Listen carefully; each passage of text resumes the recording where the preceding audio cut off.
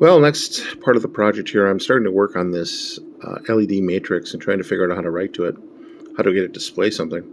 This is an 8x8 set of LED matrices here, and I'm pretty sure I got this for like $6 or $8. Pretty cheap. If we take one of these LED matrices off, we find on the bottom is it's just got just a few pins, essentially horizontal and vertical pins for the matrice. So you don't have to have every LED wired into the unit. The 64 LEDs are just activated via row and column, essentially. And there is a nice big chip in there. That is the Max 7219 LED driver chip. That guy takes care of driving this whole LED matrix. And then there are essentially 4 of these going all the way across, and they're wired essentially data in, then data out, and the transmission is in the form of serial. There's a clock pin that is attached over here. There's a clock and data pin, and I think either a chip select or some kind of CS pin as well. So there's 3 lines that are used in communication. And so I was thinking, how the heck am I going to write? I got to figure out what this is all about. So I pull up the data sheet,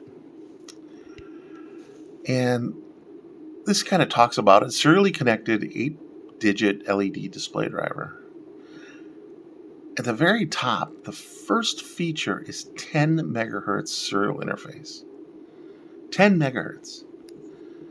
Now, I'm an old schooler. I used to work on 110 baud and 300 baud and 9600 baud, 14400 baud, all these different modem baud rates. Never ran into a modem that did 10 megahertz for a baud rate. But essentially that's the number of bits that the serial interface will accept, going from this MCU processor, this guy running at 200, this PIC32, he runs at 200 megahertz. So there isn't any hardware for this device. So I have essentially got to toggle bits up and down at a rate that's not going to exceed, I guess, 10 megahertz. And when I look at some of the source code for libraries out there, I found a piece of code from this guy, and I'm going to convert this. This is C++. I'm going to convert it to C. But essentially, this guy he's got an SPI transfer function that's calling an Arduino function called shift out. And the shift out function, essentially, this is the source code for it, essentially just shifts the bits out and clocks the pins up and down at however rate it can do it, as fast as it can do it. There doesn't appear to be any kind of consideration for timing in this loop. It's just running as fast as it can. So as processors increase speed for Arduino, I suspect you could eventually run into a situation where maybe the pins are going to overclock that serial interface, but I guess you never know. So I went out, I wanted to test this. So I've got some code here, and what this guy does basically is it sets the pins 3 times, it toggles them 3 times as fast as it can, and then delays 1 millisecond. And we can compile and run this.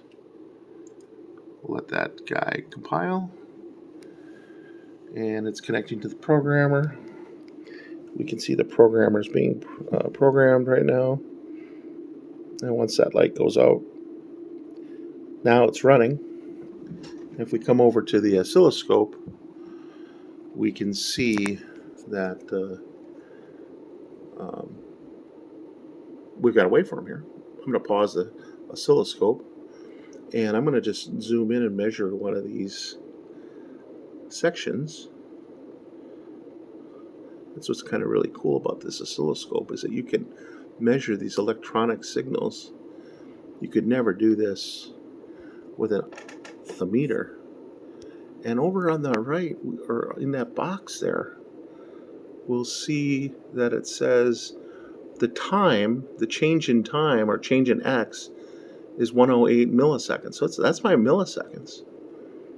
And essentially my, I think that's saying second derivative. I'm not exactly sure, but I think it's trying to say the frequency, and it's giving me 925 hertz, not megahertz, not kilohertz, just regular hertz. So that's relatively slow, 1 millisecond delay. Now, interestingly enough, if we zoom in here, eventually, I'm going to try to focus this in here. Eventually, we will see our little transitions. This is really super cool with the oscilloscope. So those 3 GPIO pin transitions, as fast as the processor could make them, have been caught in this. And so if I bring back our little measure, let's see here, I'm going to place one edge here and then catch the high point. We can see that that's approximately 48 nanoseconds. I hope you guys can read this. 48 nanoseconds at a rate of 20.8 megahertz.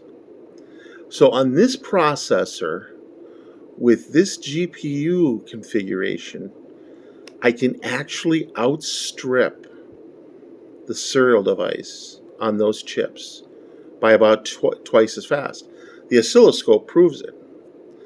So now I need to go back and I need to find some timing that I can use, or an interrupt or something, so that I can set an actual rate, and then I'll just queue out the bytes and the bits actually on that rate.